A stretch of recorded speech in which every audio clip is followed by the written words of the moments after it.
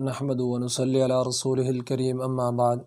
ویسے تو رمضان میں ہر وقت اللہ کی رحمتوں کی برسات ہے، لیکن 4 اوقات ایسے ہیں اور 4 قسم کے اس میں نفل عبادات ایسی ہیں کہ اگر ان کا اہتمام کر لیا جائے تو انسان اللہ کا قرب اور زیادہ حاصل کر سکتے ہیں، اللہ کی رحمت کا حقدار اور زیادہ بن سکتے ہیں۔ ان میں سے نمبر 1 تہجد کے نوافل ہیں۔ آپ علیہ الصلوۃ والسلام کا زندگی میں معمول گرامی رہا کہ آپ علیہ الصلوۃ والسلام ہمیشہ تہجد کی نماز پڑھا کرتے، کم سے کم 2، 4، 8 اور 12 یہ رکعت ہوتی، اور زیادہ تر 8 کا معمول تھا، 12 بھی پڑھ لیتے تھے، اس سے کم بھی پڑھے ہیں، لیکن معمول رہا ہے۔ تو عام طور پہ ہوتا یہ ہے کہ ہم لوگ اٹھ تو جاتے ہیں سحری میں، سحری کر کے سو گئے، یا پھر اتنا لیٹ اٹھے کہ سحری کے وقت اٹھے اور اس بڑی نیکی سے اور اللہ کی رحمت سے محروم ہو جاتے۔ اور دوسرے ہے اشراق کے نوافل۔ اب رمضان میں مسئلہ یہ ہوتا ہے کہ فجر کی نماز جلدی پڑھ لی جاتی ہے، اب اشراق کا اگر انتظار کیا جائے تو اس میں کچھ زیادہ وقت ہوتا ہے، گھنٹہ سوا بن جاتا ہے۔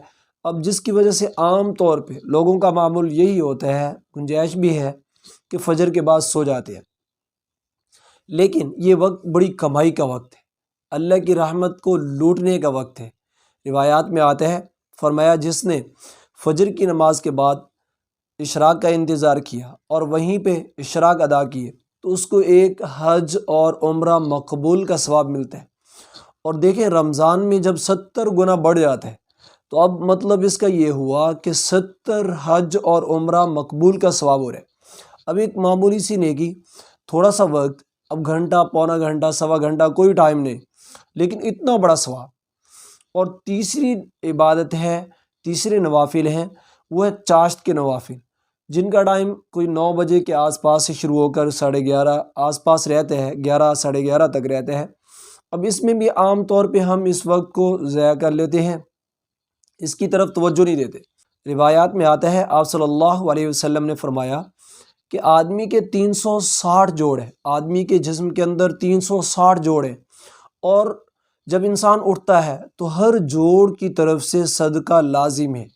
اور فرمایا کہ جو آدمی چاشت کے نفل پڑھ لیتے ہیں 4، تو فرمایا کہ اس نے گویا کہ اپنے ان 360 جوڑوں کا صدقہ ادا کر دیا۔ اور اس کے بعد چوتھی نوافل وہ اوابین کے نوافل ہیں کہ یہ بھی جو ہے نا وہ بڑی فضیلت کا باعث ہیں۔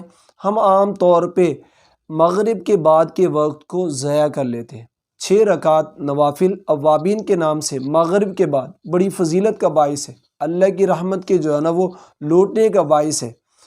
تو ان اوقات کو قیمتی بنا کر ہم رمضان سے اور زیادہ استفادہ کر سکتے ہیں اور اللہ کی رحمتوں کو اور زیادہ لوٹ سکتے ہیں، اور اللہ کی طرف سے ہمارے اوپر یہ اوقات اور برکات کا باعث بن سکتے ہیں۔